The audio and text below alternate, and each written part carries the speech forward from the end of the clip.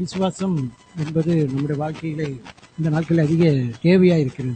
ஒரு கிறிஸ்தவ வாழ்க்கை என்றால் அஸ்திபாரங்களில் ஒன்று விசுவாசம்தான். விசுவாசம் இல்லாமல் ஒரு கிறிஸ்தவ வாழ்க்கையை நாம் வாழ முடியாது. எல்லா சூழ்நிலையிலும் நாம் விசுவாசிக்கும் பொழுதுதான் அது கிரியை செய்ய முடிகிறது. எல்லா சூழ்நிலையிலும் ஒரு வெற்றி உள்ள வாழ்க்கையை நாம் வாழ முடியும். விசுவாசம் இல்லை என்றால் நம்முடைய வாழ்க்கையிலே அநேக போராட்டங்கள், சோதனைகள், சோர்வுகள் நம்மை ஆட்கொள்ள பார்க்கிறது. நான் ஒரு விசுவாசியாக இருந்து என்னிடத்திலே ஒரு விசுவாசம் இல்லை என்றால் நான் மெய்யான தேவனை நான் பின்பற்றவில்லை என்பதை தான் நான் அறிந்து கொண்டேன். ஒரு மற்ற பிரயாதிகளை போல நானும் ஒரு புலம்பலோ இல்லை என்றால் ஒரு கவலையோ எனக்குள்ள இருக்கும் பொழுது நான் மெய்யான தேவனை தான் நான் ஏற்றுக்கொண்டிருக்கிறேனா, என் வாழ்க்கையில் உள்ள தேவைகள் எல்லாவற்றையும் சந்திப்பதற்கு ஒரு உண்டு என்று சொல்லி நான் விசுவாசித்திருக்கிறேனா என்று சொல்லி என்னை நான் ஆராய்ந்து பார்க்கும் பொழுது அது நான் குறைவனாய் இருக்கிறேன் என்பதை தான் கடந்த நாட்களில் உணர்த்தப்பட்டேன். விசுவாசம் என்று சொல்லும் பொழுது ஒவ்வொருவருக்கும் அது ஒரு அஸ்திபாரமாக காணப்படுகிறது என்பதை தான் நான் அதிகமாய் உணர்த்தப்பட்டேன். கடந்த நாட்களிலே இயன் ராப்சன் அவர்கள் சொல்லும் பொழுது அவிசுவாசம் என்பது ஒரு பாவம் என்பதை காண வேண்டும் என்று சொன்னார்கள். அப்படி என்றால் என்னிடத்தில் ஒரு அவிசுவாசம் காணப்பட்டால் நான் ஒரு பாவியாய் இருக்கிறேன், நான் பாவம் செய்கிறேன். இன்னொன்று பார்க்கும் பொழுது ஒரு தேவனுடைய மனிதன் விதமாய் சொல்கிறார், நம்மிடத்தில் ஒரு அவிசுவாசம் இருந்தால் தேவனுடைய கரத்தை நாம் கட்டி போடுகிறோம் என்று சொல்கிறார். ஏனென்றால் தேவன் என் வாழ்க்கையிலே கிரியை செய்யாதபடி அவருடைய கரத்தை நான் நினைக்கிறேன், கட்டி போடுகிறேன். ஏனென்றால் என்னிடத்திலே அவிசுவாசம் இருக்கிறது. அப்படி என்றால் தேவன் எனக்குள்ளே ஒரு கிரியை செய்ய வேண்டும் என்றால் எனக்குள்ளே என்ன வேண்டும் என்றால் ஒரு விசுவாசம் வேண்டியது அவசியமா இருக்கிறது. இங்கு கடந்த நாட்களில் நான் அப்போஸ்தலர் நடவடிக்கை வாசிக்கும் பொழுது சில காரியத்தை நான் உணர்த்தப்பட்டேன். இங்கு அப்போஸ்தலர் நடவடிக்கைகள் 6வது அதிகாரத்திலே பார்க்கிறோம். 6வது அதிகாரத்தில் இங்கு ஸ்தேவானை பற்றி நாம் பார்க்கிறோம். அப்போஸ்தலர் 6ஆம் அதிகாரம். அந்நாட்களில் சீசர்கள் பெருகின போது முதல் வசனம், கிரேக்கரானவர்கள் தங்கள் விதவைகள் அன்றாட விசாரணைகள் திட்டமாய் விசாரிக்கப்படவில்லை என்று எபிரேயருக்கு விரோதமாய் அவர்கள் என்ன செய்தார்கள், முறுமுறுத்தார்கள். அப்பொழுது பன்னிரு கூட்டத்தை வரவழைத்து, நாங்கள் தேவவசனத்தை போதியாமல் பந்தி விசாரணை செய்ய தகுதியல்ல, ஆகவே பரிசுத்தாவின் ஞானம் நிறைந்து நற்சாட்சி பெற்றிருக்க 7 பேரை உங்களை தெரிந்து கொள்ளுங்கள், அவர்கள் இந்த வேலைக்காக ஏற்படுத்துவோம். நாங்கள் ஜெபம் பண்ணுவதிலும் தேவவசனத்தை போதிக்கிற ஊழியத்திலும் விடைவிடாமல் தடுத்திருப்போம் என்றார்கள். இந்த யோசனை சபையார் எல்லாருக்கும் பிரியமாய் இருந்தது. அப்பொழுது விசுவாசமும் பரிசுத்தாவியும் நிறைந்தவனாகிய ஸ்தேவானையும் என்று நாம் வாசிக்கிறோம். 7 பேர் அவர்களிடத்தில் காணப்பட்டது என்னவென்றால் ஒரு விசுவாசமும் ஒரு பரிசுத்த ஆவியும் நிறைந்தவர்களாய் காணப்பட்டார்கள். அப்படி என்றால் ஒரு காரியத்தை சபையிலேயோ இல்லை என்றால் ஒரு காரியத்தை செய்ய வேண்டும் என்றால் அந்த சீசனிடத்தில் ஒரு விசுவாசம் இருக்க வேண்டும். அப்படிப்பட்டவர்களை தான் அவர்கள் ஏற்படுத்தினார்கள் என்று பார்க்கிறோம். அப்படி என்றால் நான் ஒரு காரியத்தை சபையிலேயோ மற்ற காரணம் செய்யும் பொழுது என்னிடத்தில் அப்படிப்பட்ட விசுவாசம் இருக்கிறதா என்று சொல்லிதான் நான் என்னை ஆராய்ந்து பார்த்தேன். ஏனென்றால் அவர்கள் விசுவாசமும் பரிசுத்தாவின் இழந்தவர்களை தான் அவர்கள் என்ன செய்தார்கள், தெரிந்தெடுத்தார்கள். 7 பேர், அநேகர் இருந்திருப்பாங்க, சீசர்கள் அநேகர் இருந்திருப்பாங்க. ஆனால் அவர்களை தெரிந்தெடுத்தது என்னன்னா விசுவாசம் உள்ளவர்களை தான் தெரிந்து. ஏனென்றால் அவர்கள் தான் தேவனுக்கென்று அவர்கள் எழுந்து நிற்க முடியும். ஒரு காரியத்தை தேவனுக்காக செய்ய வேண்டும் என்றால் என்னிடத்தில் விசுவாசம் இல்லை என்றால் நான் ஒரு காரியத்தையும் தேவனுக்காக நான் நினைச்ச முடியாது, சாதிக்கவே முடியாது. அப்படின்னா நல்ல நான் என்ன சொன்ன, ஆண்டவரே இன்னும் அதிகமாய் எனக்கு என்ன செய்ய விசுவாசத்தை தாங்க ஆண்டவரே. நான் விசுவாசத்திலே எப்படி இருக்க வேண்டுமா, நிறைந்தவர்களாய் இருக்க வேண்டுமா, விசுவாசமும் பரிசுத்தாவினால். பிந்தின பதிவு 8ஆம் வசனம், சேவான் விசுவாசத்தினாலும் வல்லமையினாலும் நிறைந்தவனாய் ஜனங்களுக்குள்ளே பெரிய அற்புதங்களையும் அடையாளங்களையும் செய்தான். பெரிய அற்புதங்களையும் அடையாளங்கள் செய்ய, என்ன அற்புதம் அடையாளம் சொல்லல, ஆனா வேதம் என்ன சொல்லுதுன்னா பெரிய அற்புதங்களையும் அடையாளங்களையும் அவன் எப்படி செய்தானா, அவனுக்குள்ள ஒரு விசுவாசம் இருந்தது. ஆகவேதான் அவன் என்ன பெரிய அற்புதங்களையும் அடையாளங்களையும் அவன் செய்தான் என்று பார்க்கிறார். இன்னொரு வகையில பார்க்கும் பொழுது இந்த சேவனிடத்திலே விசுவாசம் இருந்தனால்தான் கடைசி நேரத்தில் கூட அவனுக்கு விரோதமாக முறுமுறுத்து கல் எறிந்தார்கள் என்று பார்க்கிறோம். கல்லெறியும் பொழுது கூட அவன் தேவனிடத்திலிருந்து தேவர்கள் ஏறி வருவது இறங்கி வருவதையும் அவன் கண்டான் என்று பார்க்கிறோம். அப்படி என்றால் எப்படி காண முடியும்? ஒரு விசுவாசம் உள்ள ஆவி நமக்குள்ள இருக்கும் பொழுதுதான் அந்த பரலோக காட்சியை நாம் காண முடியும். இல்லை என்றால் ஒரு நாளும் அந்த பரலோக காட்சியை நாம் காண முடியும். அப்படிதான் விசுவாசித்தேன். அவன் விசுவாசம் அவனுக்குள்ள இருந்த பொழுதுதான் அவன் தேவனுக்கென்று வைராக்கியமாய் இருந்தான். அவள் எவ்வளவு கல்லெறிந்தாலும் இரத்த சாட்சியாக மறித்தார். இந்த நாளில் நம்ம ஆராய்ந்து பார்ப்போம். நான் ஒரு இரத்த சாட்சியாக நான் மறிக்க வேண்டும் என்றால் என்னிடத்திலே விசுவாசம் எப்படிப்பட்டதா இருக்கிறது? நான் இரத்த சாட்சியாய் மறிக்க முடியுமா? நான் முழுமாய் தேவனுக்கென்று ஒப்பு கொடுத்து இந்த சேவனை போல ஒரு விசுவாசம் நிறைந்தவர்களாய் நாம் இருக்கும் பொழுதுதான் தேவனுக்கென்று நான் இரத்தத்தாட்சியை மறிக்கவும் நான் நினைச்சேன் ஆயத்தமா இருப்பேன். இல்லை என்றால் எனக்குள்ளே ஒரு பயம், எனக்குள்ளே பயம். ஏனென்றால் அவிசுவாசம். நான் தேவனுக்குள்ளாக என்னுடைய பாதைகள், தேவனுக்குள்ளாக என்னுடைய ஐக்கியம் அதிகமாய் காணப்பட நான் நினைச்சேன் இன்னும் அதிகமாய் தேவனுக்குள்ள வளரும் பொழுது நான் தேவனுக்காக எதையும் செய்ய நான் ஆயத்தமா இருப்பேன். எந்த சூழ்நிலை வந்தாலும் அநேக தேவனுடைய மனிதர்கள் விஷயங்களுடைய வாழ்க்கை வரலாறு பார்க்கும் பொழுது ஒன்றுமில்லாமல் அவர்கள் அந்நிய தேசத்திலே புறப்பட்டு போனார்கள் என்று பார்க்கிறோம். ஏனென்றால் விசுவாசத்தோடு அவர்கள் போனார்கள். அப்படி என்றால் நம்முடைய வாழ்க்கையிலே, நம்முடைய குடும்ப வாழ்க்கையிலே நாம் விசுவாசத்தோடு நாம் ஜீவிக்கிறோமா என்று பார்க்கும் பொழுது அதிலே குறைவுகளாய் நாம் காணப்படும். நல்ல அப்படி இல்லாதபடி ஆண்டவரே ஒரு விசுவாசத்தின் ஆவி எனக்குள்ளாக எங்களுக்குள்ளாக நிச்சயம் நிரம்பி இருக்கணும். எல்லா காரியத்தையும் தேவனுக்கென்று நான் வைராக்கியமாய் செய்ய வேண்டும் என்றால் ஒரு விசுவாசம் தான் எனக்கு வேணும். அப்படின்னா சேவனை தேவன் தெரிந்திருக்கும் பொழுது அவர்கள் சபையை தெரிந்து அவர்களுக்கு என்ன காணப்பட்டதுன்னா விசுவாசம். அப்படி இருக்கும் பொழுதுதான் அவர்கள் சீசனாக நினைச்சினார். அப்படி என்றால் நான் ஒரு சீசன் என்று நான் சொல்வேன் என்றால் எனக்குள்ள என்ன இருக்குன்னா ஒரு விசுவாசம் இருக்கும். என் விசுவாசம் இல்லை என்றால் நான் சீசன் என்று சொல்வதற்கு அர்த்தமே இல்லை. அப்படி ஆண்டவரே இந்த நாட்களில் ஒரு விசுவாசத்தின் ஆவியினாலே எண்ணிச்சிங்க நிரப்புங்க ஆண்டவரே. நான் உமக்காக நான் பெரிய காரியங்களை எண்ணிச்சேன். சின்ன சின்ன நம்ம அன்றாட வாழ்க்கையிலே நாம் எவ்வளவு துயரப்பட்டு துக்கியத்தை கலக்குறோம். ஆண்டவரே நான் கடந்த விட ஆண்டவரே என்னுடைய வீடுகளிலே என்னுடைய சபையிலே நாங்கள் உங்கள் அதிசயத்தையும் அற்புதத்தை நான் எண்ணிச்சேன் காணட்டேன் ஆண்டவரே. ஏன் காண முடியல அப்படின்னா விசுவாசம் இல்லை. வேதம் அப்படின்னு சொல்லுது அவருடைய விசுவாச நிமித்தமாக அங்கே அநேக அற்புதங்களை அவர் செய்யவில்லையா. ஊராட்ட பார்க்கும் பொழுது தேவன் ஒரு காரியத்தை செய்யும் பொழுது அவங்களுடைய ஜனங்களை பார்க்கிறார். அங்கு பார்க்கும் பொழுது அவர்களிடத்தில் அவிசுவாசம் இருந்த உடனே ஆண்டவர் நினைச்ச அநேக அற்புதங்களை செய்ய முடியல. ஆண்டவர் நம்முடைய குடும்பத்தில் நம்ம சபையிலே ஆண்டவர் அதிசயங்கள் அற்புதம் செய்ய ஆயத்தமாக இருக்கிறார். ஆனால் நம்முடைய அவிசுவாசத்தை நிமித்தமாக தேவன் ஒரு காரியங்களை நினைச்சவங்களை செய்ய முடியல. ஆண்டவரே இந்த நாள் அந்த அவிசுவாசம் நீங்கும்படி இந்த நாள்ல உதவி செய்ய நாங்களும் என்ன செய்ய வேண்டும். அற்புதங்களையும் அடையாளங்களையும் நம்ம நினைச்ச நாட்கள்ல நம்ம குடும்பத்திலும் சபையிலும் நம்முடைய தனிப்பட்ட வாழ்க்கையிலும் நான் நினைச்ச காணணும். அப்படிப்பட்ட ஒரு விசுவாசத்தின் ஆவியில நாம் நிறைந்திருக்கும் பொழுதுதான் இந்த சேவனை போல அநேக காட்சிகளை நாம் காண முடியும். தரிசனத்தை நாம் பார்க்க முடியும். தேவனுக்கென்று நான் நினைச்ச முடியும், எழுந்து நிற்க முடியும். அவனுடைய முகம் பிரகாசிக்கிறதை என்ன கண்டார்கள். இன்னொன்று அவனிடத்தில் விசுவாசம் இருந்தால்தான் வார்த்தைகள் அவனிடத்திலிருந்து அந்த 7ஆம் அதிகாரத்தை பார்க்கும் பொழுது அநேக வார்த்தைகள் அவனிடத்தில் வேதத்தில் இருந்து அவ்வளவு திட்டமும் தெளிவுமாக அவன் சொல்லினான். கடைசியை பார்க்கிறோம் இங்க அதே 7ஆம் அதிகாரத்தை பார்க்கும் பொழுது 51வது வசனம். வணங்கா கழுத்துள்ளவர்களை இருதயத்திலும் செவிகளையும் விருத்த சேதனம் பெறாதவர்களை உங்களை பிதாக்களைப் போல நீங்களும் பரிசுத்தாவிக்கு எப்பொழுதும் எதிர்த்து நிற்கிறீர்கள். அவன் தைரியமா சொல்லும் பொழுது யாரிடத்துல விசுவாசம் இருக்கிறதோ அவள் தேவனுடைய வார்த்தைகளை திட்டமும் தெளிவுமாக அவர்கள் எண்ணிச்சுவாங்க. இயேசு கிறிஸ்து அப்படிதான் பார்த்தாங்க. அவர்கள் போதனையை பார்த்து ஜனங்கள் ஆச்சரியப்பட்டார்கள். ஏனென்றால் அவரிடத்திலே ஒரு அதிகாரம் இருந்தது. என்னிடத்துல விசுவாசம் இல்லை என்றால் என்னிடத்துல என்ன இல்லைன்னா அதிகாரம் இல்லாமல் போயிடுது. அவர்கள் என்ன தைரியமா சொன்னாங்க, வழங்கா கழுத்துள்ளவர்களே இதயத்திலும் செவியிலும் விருத்த சின்னம் பெறாத உங்கள் பிதாக்களை போல நீங்களும் பரிசுத்தாவிக்கு என்ன செஞ்சீங்க. எதற்கும் அவன் பயப்படவே இல்லை. ஒரு விசுவாசி என்று சொல்லும் பொழுது அவன் எதை குறித்து நினைச்ச மாட்டான், கலங்க. வேதம் சொல்லு விசுவாசிக்கிறவன் பதறான்.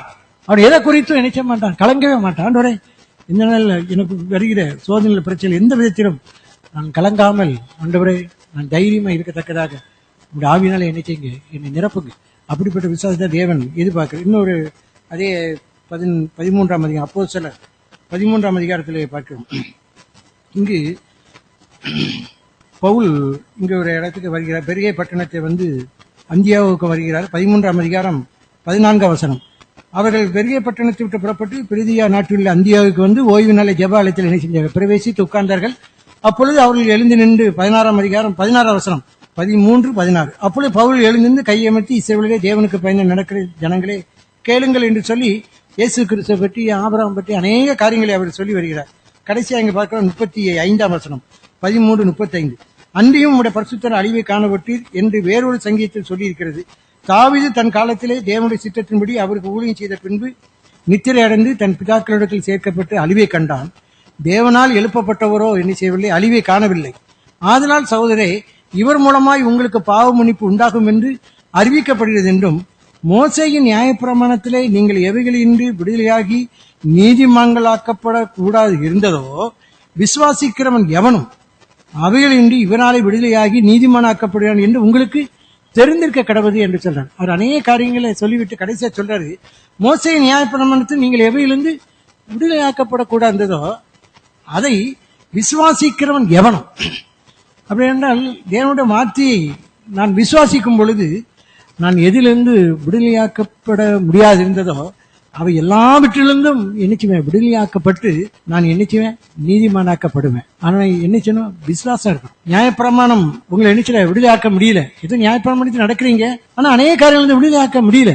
ஆனா நீங்க ஆண்டவரை விசுவாசிக்கும் பொழுது விசுவாசிக்கும் எவனும் அவைகளின்றி இவராலே நினைச்சனா விடுதலையாகி நீதிமானாக்கப்படுகிறான் என்று உங்களுக்கு தெரிஞ்சு. அப்படி என்றால் நம்ம விடுதலை அடைய முடியாத காரியங்கள் நம்மிடத்தில் இருக்குது என்றால் என்னிடத்துல என்ன அப்படின்னா ஒரு விசுவாசம் இல்லாதனாலதான். இங்கு வேதம் விசுவாசிக்கிற எவனும் இயேசு கிறிஸ்துவால எல்லாமே விடுதலையாக்கப்பட முடியும். குமாரனா இயேசு கிறிஸ்துவில் விடுதலையாக்கினால் மெய்யாகவே விடுதலை ஆவீர்கள். யார் விடுதலையாக்கப்பட முடியும்னா விசுவாசிக்கிறன் எவனும். விசுவாசம் இருந்தா நீ விடுதலையாக்க முடியும். விசுவாசம் இல்லைன்னா நம்ம நினைச்ச முடியாது. அநேக காரியங்கள் இருந்து, அநேக பாவங்கள் இருந்து, அநேக அக்கிரமங்கள் இருந்து நான் நினைச்ச முடியாது, விடுதலையாக்க முடியாது. ஆண்டவரே இதை விடுதலையாக்க உம்மால் முடியும் என்று சொல்லி தேவனுடைய பாதத்துல நம்ம அமர்ந்திருக்கும் பொழுது, விசுவாசம் நமக்குள்ள கிரியை செய்யும் பொழுது, நம்ம எல்லா காரியத்திலிருந்தும், எல்லா பாவத்திலிருந்தும், எல்லா சூழ்நிலையிலிருந்தும், உலக காரியங்களும் நம்மளுடைய தேவனை நினைச்சுவார். அவர் விடுதலையாக்க உண்மையில இருக்க அந்த என்னிடத்தை என்ன வேணும்? விசுவாசம். அதான் யோவான் அப்போஸ்தலன் சொல்றாரு, நம்முடைய விசுவாசமே உலகத்தை ஜெயிக்கிற ஜெயம். விசுவாசம் அது நிச்சயமா உலகத்தை ஜெயிக்குமா? அப்படியான நல்ல ஆண்டவரை எல்லா காரியத்திலிருந்தும் நினைச்சேன் நீ விடுதலையாக்குங்க ஆண்டவரே என்று சொல்லி உண்மையாகவே தேவனிடத்தில் வரும்பொழுது நாம் எதிலிருந்து நான் விடுதலை ஆக்கப்படக்கூடாமல் இருந்ததோ அதிலிருந்து நிச்சயமாய் நான் நினைக்குவேன் ஒரு விடுதலையாக்கப்பட்ட வாழ்க்கையை நன்னால் வாழ முடியும். ஆனா என்னது என்ன வேணும் அப்படின்னா விசுவாசம் இருக்கும் பொழுதுதான் நான் நினைச்சேன் உலக காரியங்களிலிருந்து என்னால் நினைச்சேன் விடுதலை அடைய முடியும். இதே அப்போஸ்தலர் 14ஆம் அதிகாரத்துல ஒரு காரியத்தை பார்க்கிறோம். அப்போஸ்தலர் 14ஆம் அதிகாரம் லீஸ்திராவில் ஒரு சம்பவம் நடக்கு. 8ஆம் வசனம். லீஸ்திராவிலே ஒருவன் தன் தாயின் வயிற்றிலிருந்து பிறந்தது முதல் சப்பானியாய் இருந்து ஒருபோதும் நடவாமல் கால்கள் வழங்காதவனாய் உட்கார்ந்து பவுல் பேசுகிறதை கேட்டுக்கொண்டிருந்தான். அவனை பவுல் உற்று பார்த்து, ரட்சிப்புக்கேற்ற விசுவாசம் அவனுக்கு உண்டென்று கண்டு நீ எழுந்து காலூன்றி நிமிர்ந்து நில் என்று உரத்த சத்தத்தோட சொன்னான். உடனே அவன் குதித்து எழுந்து நடந்தான் என்று பார்க்கிறோம். பவுல் பேசிக்கொண்டிருக்கிற லீஸ்திரால அந்த வசனத்தை 8ஆம் வசனம், ஒருவன் தன் தாயின் வயிற்றிலிருந்து பிறந்தது முதல் சப்பானியாய், பிறந்தது முதல் ஒருபோதும் நடக்கல, ஒருபோதும் அவன் நினைச்ச நடக்கவே இல்லை. கால்கள் நினைச்சல விளங்கல, கால்கள் இருந்தும் அவனுக்கு பிரயோஜனம் இருந்து ஒருபோதும் நடக்கல. தாயின் வயிற்றின் பிறந்தது முதல். அவரு பவுல் அவனை பார்க்கிறாரு. பார்க்கும்போது அவனுக்கு இல்ல என்ன ஆவி இருக்குன்னு பார்க்காரு. ரட்சிப்புக்கு ஏற்ற ஒரு விசுவாசம் அவனை பார்க்கும் பொழுது அவனுடைய ஆவியை பார்க்கிறாரு. அவனுக்குள்ள அவனோட ஆவி என்னன்னா ஒரு விசுவாசம் அவனுக்குள்ள இருக்கு. வார்த்தையில இந்த நாள்ல அப்படிதான் நம்ம தேவனோட வார்த்தைகள் நமக்குள்ள கிரியை செய்யாததுக்கு ஒரு காரணம் என்ன அப்படின்னா என்கிட்ட என்ன இல்லைன்னா ஒரு ரட்சிப்புக்கு ஏற்ற விசுவாசம் இல்லை. நாங்கள் அநேகர் கூடி இருந்திருப்போம். ஆனா யாரெல்லாம் விசுவாசத்தோடு இந்த வார்த்தையில கேட்கிறார்களோ அவங்களுக்குள்ளதான் என்ன செய்யும், கிரியை செய்யும். அவ எவ்வளவு சப்பானியா இருந்தாலும் பரவாயில்ல, ஒருபோதும் நடக்க முடியாம இருந்தாலும் பரவாயில்ல, ஆனா வார்த்தைகள் என்னச்சுன்னா ஏன்னா ரட்சிப்புக்கு ஏற்ற விசுவாசம். அந்த வார்த்தைகள் கேட்கும் பொழுது எல்லாரும் கேட்பாங்க. ஆனா விசுவாசமா யார் கேட்காங்களோ அவங்களுக்குள்ளதான் வார்த்தையில என்ன செய்யும், கிரியை செய்யும். அந்த வார்த்தையை அதிகமா நான் உணர்ந்து பார்த்தேன். ஒருபோதும் நடக்காதவ அவன் எழுந்து காலூன்றி நிமிர்ந்து நில் என்று உரத்த சத்துரை சொன்னான். உடனே அவன் குதித்து எழுந்து என்ன செஞ்சான், நடந்தான். அவன் நினைச்சு பார்த்திருக்கலாம், நம்மிடத்தை நடக்கவே முடியாது, தாயின் வயிற்றின் பணியா ஏதோ பவுல் சொல்றாரு எங்க நடக்க அப்படின்னு சொல்லி அவன் உட்கார்ந்து இருந்தா அவன் நினைச்ச முடியாது, நடந்திருக்கவே முடியாது. அவன் நடந்திருக்கவே முடியாது. ஏன்னா அவனுக்குள்ள விசுவாசம் இருக்க போய், ஏன்னா ஒரு நாளும் அவன் நடந்தே கிடையாது பிறந்தது முதல். நாமும் சற்று சிந்தித்து பார்ப்போம். ஏதோ ஒரு வியாதி ஒரு பிரச்சனை இருக்கும் பொழுது 10 வருடமா ஒரு வியாதி என்கிட்ட இருக்கு, ஆனா ஏதோ ஜெபம் பண்றாங்க, ஆனா 10 வருஷமே அந்த வியாதி போகல, இனிமே எங்க போகுது அப்படின்னா ஒரு நாள் வியாதி நினைச்சாது போகவே போகாது. ஆனா எனக்குள்ள என்ன இருக்கணும், ரட்சிப்பு கேட்ட விசுவாசம். நீ எழுந்து நில்லு அப்படின்னு சொன்னா உடனே அவன் என்ன உடனே அவன் குயித்து எழுதுண்டா. எவ்வளவு ஒரு ஆச்சரியமான காரியம். ஆனா அவன் யோசிச்சிருக்கலாம், நான் தாயின் வயிற்றிலிருந்து பிறந்த முதல் நான் இங்கே நடக்க, ஏதோ பவுல் சொல்றாரு எங்க நடந்த, யாராவது என்னை தூக்கி விடுங்களேன், என்னை கையை, அப்படி இல்லை. அவன் என்னச்சுன்னா உடனே அவனை குயித்து. அப்படிப்பட்ட ஒரு வாழ்க்கை தான் தேவன் நம்மளுக்குள்ள ரட்சிப்புக்கு ஏற்ற நமக்குள்ள விசுவாசம் இருந்த அந்த சப்பானியம் மாதிரி எவ்வளவு கால் விளங்காதவர்களாக ஒருபோதும் நடக்க முடியாத நம்ம இருந்தாலும் ரட்சிப்புக்கு ஏற்ற விசுவாசம் நமக்குள்ள இருக்கும் பொழுது இந்த முடவனை போல நாமும் நினைச்சிடலாம், துள்ளி எழுந்து நம்மளால நினைச்சு நடக்க முடியும். ஆனா என்ன விசுவாசம் நாம் பவுல் அவர் பார்க்கிறார். இதே போல நம்முடைய வாழ்க்கையிலும் ஆண்டவர் விசுவாசத்தை பார்க்கணும், ரட்சிப்புக்கு ஏற்ற விசுவாசம். அதான் இங்கு பவுல் இங்க பேதுருங்கிற இடத்துல சொல்லும்போது பார்க்கிறோம். 15ஆம் அதிகாரம் அப்போஸ்தலர் 15ஆம் அதிகாரத்துல அப்போஸ்தலர் 15:8 வாசிக்கிறேன். இருதயங்களை அறிந்திருக்கிற தேவன் நமக்கு பரிசுத்தாவியை தந்தருனது போல அவர்களுக்கும் தந்தருளி அவர்களை குறித்து சாட்சி கொடுத்தார். விசுவாசத்தினாலே அவர்கள் இருதயங்களை அவர் சுத்தமாக்கி நமக்கும் அவர்களுக்கும் யாதொரு வித்தியாசம் இராதபடி என்ன செஞ்சார்? செய்தார். விசுவாசத்தினாலே அவர்கள் இருதயங்களை அவர் என்ன செஞ்சார்? சுத்தமாக்கி நமக்கும் அவர்களுக்கும் யாதொரு வித்தியாசம் இராதபடியே செஞ்சார். நாம யாருன்னா யூதர், அவங்க புறஜாதி. கொர்நேலி வீட்டில் நடந்த சம்பவத்தை அவர் என்ன செஞ்சாரு? பேதுரு அந்த விளக்கமா சொல்றாரு. அப்ப அவர் சொல்றாரு, விசுவாசத்தினால அவர் இருதயங்களை என்ன செய்தாரு? அவர் ஏன் அப்படின்னா, கொர்நேலி வீட்டில் பேசிட்டு இருக்கும்போது அவங்க என்ன செய்றாங்க? விசுவாசத்தோடு அந்த வார்த்தைகளை அவங்க கேட்கிறாங்க. கேட்கும் பொழுது பேதுரு பேசிக்கொண்டு இருக்கும் பொழுதே பரிசுத்த ஆவியானவர் எங்க என்ன செய்றாரு? இறங்குறத பாக்குறோம். அவர்கள் பாசியில பேசுறோன்னே பேதுருக்கே என்னன்னா ஒரு ஆச்சரியம். அது போல இந்த நாட்கள்ல பேசுறவங்களுக்கே ஒரு ஆச்சரியத்தை என்ன செஞ்சாங்க? உண்டு பண்ணிட்டாங்க. ஏன் அப்படின்னா, கேட்டவங்க விசுவாசம் உள்ள ஆவியோட கேட்டாங்க. அதான் பேதுரு இங்கு சொல்லும் போது விசுவாசத்தினால் இருதயங்களை அவர் என்ன செய்றாரு? சுத்தமாக்குறாரு. ஆண்டவர் நான் எந்த அளவுக்கு நான் தேவனோட வார்த்தையை விசுவாசிக்கும் பொழுது ஆண்டவர் என்னோட இருதயத்தை என்ன செய்றாருன்னா சுத்தமாக்குறாரு. அதோடு இல்லாம புறஜாதிகளுக்கும் யூதனுக்கும் ஒரு வித்தியாசம் இல்லை. ஏன் அப்படின்னா, விசுவாசத்தினால எல்லாரும் என்ன செஞ்சுட்டாங்க? உண்டாக்கப்பட்டாங்க. யூதன் என்று கிரேக்கன் என்றும் இல்லை. ஏன் அப்படின்னா, விசுவாசத்தினால இயேசு கிறிஸ்துவை ஏற்றுக்கொண்டான். அப்படி என்றால் ஒரு வித்தியாசம் இல்லாத இப்படி ஆண்டவர் என்ன காரணம் என்னன்னா, அவர் என்ன விசுவாசம் அவர்களுக்குள்ள என்ன கிரியை செய்து. அது அவரு இங்க அருமையா சொல்றாரு. அந்த இன்னொரு இடத்துல சொல்லும் பொழுது தேவனை தடுக்கிறதுக்கு நான் எம்மாத்திரம் என்று அவரு ஒரு இடத்துல சொல்றார். இங்க ஒரு இடத்துல சொல்றார், தேவனை தடுக்கிறதுக்கு நான் எம்மாத்திரம் அப்படின்னா, தேவன் கிரியை செய்யும் பொழுது ஒருவரும் என்ன செய்ய முடியாது? தடுக்க முடியாது. அப்படி என்றால் நம்முடைய வாழ்க்கையிலும் தேவன் கிரியை செய்யும் பொழுது யாருமே நிற்க முடியாது. ஆமா, அவரு கிரியை செய்யும்போது யாருமே தடுக்க. அப்படி என்றால் அந்த விசுவாசி ஆவி அவர்களுக்குள்ள இருந்ததுனால தேவன் நாங்கள் ஒரு காரியத்தை செய்த நல்ல தேவன் நம்மிடத்துல அதான் இருக்கிற விசுவாசம் உள்ள ஆவி நிறைந்தவர்களாய் காணப்படும் சொல்லிதான் தேவன் அவர்கள் இதயத்தை சுத்தமாக்குறா என்று பார்க்கிறோம். இன்னொரு ஒரு வாசிக்கிற அப்போஸ்தலர் 16ஆம் அதிகாரம். அப்போஸ்தலர் 16ஆம் அதிகாரத்துல இங்கு பார்க்கிறோம், தீமோத்தேயுவை அவரு தேர்ந்தெடுக்காரு. அப்போஸ்தலர் 16ஆம் அதிகாரத்துல, அதன் பின்பு அவன் தெர்பேக்கும் லீஸ்ராவுக்கும் போனான். அங்கே தீமோத்தேயு எனப்பட்ட ஒரு சீசன் இருந்தான். அவன் தாய் விசுவாசம் உள்ள யூதஸ்ரீ. ஒரு சீசனை தேர்ந்தெடுக்கிறாரு. அவன் தாய் என்னன்னா ஒரு விசுவாசம் உள்ள யூதஸ்ரீ. அதனாலதான் நம்ம தீமோத்தேயுல பார்க்கிறோம், ஒரு தாயாகிய லோவிசா பாட்டியா லோவிசாவுக்கும் உன் தாயாக ஐனிக்கேலுக்கு என்ன இருந்தது அப்படின்னா ஒரு விசுவாசம் இருந்து அது உனக்குள்ள இருக்குது என்று சொல்றார் ஆண்டவர். இந்த பவுல் அங்க என்ன அப்படின்னா, அவனுக்குள்ள தாய் விசுவாசம் இப்படி விசுவாசம் உள்ள யூதஸ்ரீ அப்படின்னு சொல்லும்போது எப்படியா உணர்த்தப்பட்டேன்.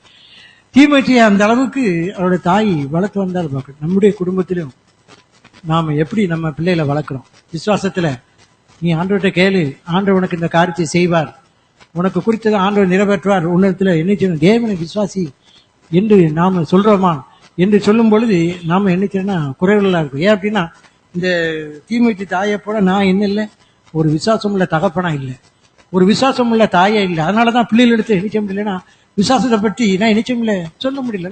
நான் உணர்த்தப்பட்டேன், அதுல குறைவுல நான் இருக்கிறேன். அப்ப நமக்குள்ள விசுவாசம் நம்மளுடைய பிள்ளைகளை என்ன செய்யணும்னா அதை பற்றி கொள்ளலாம். கடந்த நாட்களில் ஒரு சகோதரன் இப்படிதான் பேசினார்.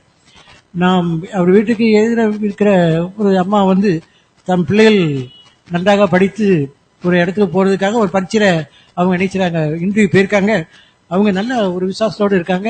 எப்படியாவது ஆண்டவர் எனக்கு அந்த வேலையை தந்துடுவாருன்னு சொல்லி நல்ல விசுவாசத்தோடு ஜெபம் பண்ணாங்க. ஆனா கடந்த நாட்கள்ல பார்க்கும் பொழுது அவங்களுக்கு அந்த வேலை கிடைச்சதுன்னு சொன்னாங்க. அப்போ அந்த சகோதரர் சொன்னாங்க, நம்ம அநேக சத்தியங்களை நம்ம கேட்கிறோம், சபையில பேசுறோம், ஆனா ஒரு விசுவாசத்துக்குள்ள நம்ம பிள்ளைகளை வளர்க்குறோமா என்று அந்த சகோதரன் சொல்லும் பொழுது நான் அதுல உணர்த்தப்பட்டேன்.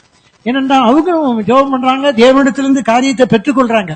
நம்முடைய பிள்ளைகளிடத்துல நம்ம விசுவாசத்தை ஊட்டி நீ ஜெபி, ஆண்டவர் உனக்கு ஒரு காரியத்தை செய்வார் என்று சொல்லி நான் என்ன சொல்லுவேன், தைரியமா சொல்ல முடியுமா என்றால் முடியல. அந்த தாயினிடத்துல பாக்குற விசுவாசம் நம்ம இடத்துல பிள்ளைகள் பாக்குறதான்னு பார்த்தா இல்ல, குறைவுள்ள இருக்கும். ஆனா இந்த நல்ல ஆண்டவரே, நான் ஒரு விசுவாசம் உள்ள தகப்பனாக, ஒரு விசுவாசம் உள்ள தாயாக நான் நினைச்சேன் மாறும். அப்படி நம்ம விசுவாசத்தை பிள்ளைகள் நினைச்சேன் காணும். ஒரு கடந்த நாள் ஒரு 10-12 வருடத்துக்கு முன்பாக சகோதரன் ஒரு காரியத்தை சொன்னாங்க. எப்படின்னா, வட இந்தியாவில் ஊழியம் செய்யற ஒரு மிஷினரி அவர் இப்படி ஒரு சாட்சி சொன்னாராம். அங்க ஊழியம் நடந்துட்டு இருக்கும்போது ஒரு கிராமத்துல போய் ஊழியம் செஞ்சு ஆண்டரை பற்றி சொல்லி ஆண்டவர் உங்களை விடுதலையாக்குவார், உங்களை சோகப்படுத்துவார்னு சொல்லிட்டு அவர் வந்துட்டார். இன்னொரு கிராமத்துல அவர் இருக்கிறாரு. அந்த கிராமத்துல வார்த்தையை கேட்டு ஒரு ஆளுக்கு பலகீனமா இருந்து 2 நாள் கழித்தவர்கள் சுகீனமா இருக்கான்னு சொல்லி அந்த கிராமத்தில் இருக்கிற ஒரு விசுவாசியும் 2-3 சேர்ந்து அந்த வியாதியஸ்தரை தூக்கி கூட்டி கொண்டு வராங்க அந்த மிஷினரியை பார்க்க. அங்க பார்க்க வரும் பொழுது 12 கிலோமீட்டர் நடந்து வந்திருக்காங்க. அங்க பார்த்தா அங்க மிஷினரி இல்லை. உடனே இவங்களுக்கு வருத்தம் ஆயிட்டு, ஏன்னா வியாதியஸ்தரா 12 கிலோமீட்டர் அது நடந்து அவளை தூக்கிட்டு வந்து வச்சிருக்காங்க, அங்க இல்லைன்னு உடனே அவங்களுக்கு எதிர்பார்த்தது இல்லைன்னா அவங்களுக்கு வருத்தம் ஆயிட்டு. உடனே வந்த விசுவாசி என்ன செஞ்சாராம், அவருக்கு ஒரு விசுவாசம் வந்துருக்கு. அவரு என்ன செஞ்சாராம், ஆண்டவரே மிஷினரி அந்த ஊழியக்காரங்கள் ஆராதிக்கிற அவரு கும்பிடுகிற இயேசு நாமத்தினால நான் நினைக்கிறேன் ஜெபிக்கிறேன், ஆண்டவரே இந்த வியாதி சுகமாட்டோம் அப்படின்னு சொல்லி ஜெபம் பண்ணாராம். உடனே அந்த வியாதி சுகமாயிட்டு. அவர் விசுவாசம் எப்படி இருக்கும் பாருங்க. அவரு ஆராதிக்கிற இயேசு கிறிஸ்து, இவரு ஆராதிக்கல அந்த விசுவாசி, அவரு ஆராதிக்கிற நாமத்தினால நினைக்கிறேன். அப்ப விசுவாசம் எப்படி இல்லாம, ஆனா என்ன வேணும், ஆண்டவர் நம்மிடத்துல விசுவாசம் ஆவியை தான் எதிர்பார்க்கிறேன். அப்ப அந்த நல்ல ஆண்டவரே விசுவாசத்தை கடைசி நாட்களில் விசுவாசத்தை காண்பாரோ என்று ஆண்டவர் நல்ல நாங்கள் விசுவாசத்தில் நினைக்கணும், சிறப்படணும். இங்க கடைசியாக மட்டும் வாசி முடிக்கிற 16ஆம் அதிகாரம் அப்போஸ்தலர் 16 விசுவாசத்தினாலே விசுவாசம் என்று சொல்லி 27 இடத்துல அப்போஸ்தலர்ல சொல்லப்படுது. இங்க பார்க்கிறோம் 16ஆம் அதிகாரம் 5ஆம் வசனம். அதனாலே சபைகள் விசுவாசங்களை சிறப்பட்டு நாளுக்கு நாள் என்ன செஞ்ச பெருகின. என்னன்னா 4ஆம் வசனத்தை பார்க்கிறோம், அவர்கள் பட்டணங்களோடும் போகையில் எருசலேமில் இருக்கும் அப்போஸ்தலர்களாலும் மூப்பராலும் விதிக்கப்பட்ட சட்டங்களை கை கொள்ளும்படி அவர்களுக்கு என்ன செஞ்சார்கள், ஒப்புவித்தார்கள். அதனாலே சபைகள் விசுவாசத்தில் சிறப்பட்டு நாளுக்கு நாள் என்ன செஞ்ச பெருகின. அவர்கள் கொடுத்த உபதேசம், அவருடைய கட்டளைகள், மூப்பர்களும் அப்போஸ்தலர் உபதேசத்துல அவர்கள் கேட்டு அவர்களுக்கு என்ன ஒப்பு கொடுத்தாங்க. அதை அவங்க என்ன செஞ்சாங்க, பெற்றுக்கொண்டாங்க. தங்கள் வாழ்க்கையில அதை என்ன செஞ்சாங்கன்னா அபியாசப்படுத்தினாங்க. அபியாசப்படுத்தும் பொழுது அந்த சபைகள் என்ன செஞ்சா விசுவாசத்துல ஆதி அப்போஸ்தலர் நாட்கள்ல விசுவாசத்துல சிறப்பு. ஏன் அப்படின்னா அவர்களுக்கு எதிர்ப்புகள் அநேகம் வந்தது. ஏன்னா பாக்குறோம் அநேக இடங்களில துன்புறுத்தலும் பயமுறுத்தலும் பிரதான ஆசிரியர்களும் மூப்பர்களும் அவளுக்கு என்ன செஞ்சாங்க, எதிர்த்து நிக்காங்க. ஆனால் அந்த நாட்களிலும் அவள் விசுவாசத்துல என்ன செஞ்சாங்க, அதான் வேணும் அப்படின்னு சொல்லுது. சபைகள் விசுவாசம் சிறப்பட்டு நாளுக்கு நாள்.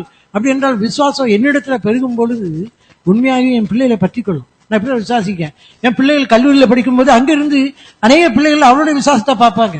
அதே மாதிரி நம்முடைய சபையில இருக்கும் பொழுது அநேகருடைய விசுவாசத்தை கண்டு அநேகர் நினைச்சுவாங்கன்னா ஆச்சரியமாய் வந்து அந்த சபை நிச்சயமா பெருக்குமா. எதுனா விசுவாசத்துல. இன்னைக்கு அதைத்தான் எதிர்பார்க்காங்க ஜனங்க. ஆண்டவர் விடுதலை தருவாரா, ஆண்டவர் என்னை சுகமாக்குவாரா. ஆனா என்ன அப்படின்னா நம்மளுக்கு விசுவாசம் இருக்கும் பொழுதுதான் சபைகள் நிச்சயம் விசுவாசத்தோடு தான் நிச்சயமா சிறப்படும். அப்படி நம்ம சிறப்படணும்னா நம்ம தனிப்பட்ட வாழ்க்கையில குடும்பம் சிறப்படணும்னா அஸ்திவாரம் விசுவாசம் இல்லை அப்படின்னா அங்க நிச்சயம் சிறப்பட முடியாது. நாளுக்கு நாள் அப்படி என்றால் நம்முடைய விசுவாசம் நமக்குள்ள இருந்து நாளுக்கு நாள தேவனுக்கு என்று மகிமையா ஜீவிக்க முடியும். தேவன் அப்படிப்பட்ட வாழ்க்கை நேரம் தேவன் நம்ம நடத்துவார்.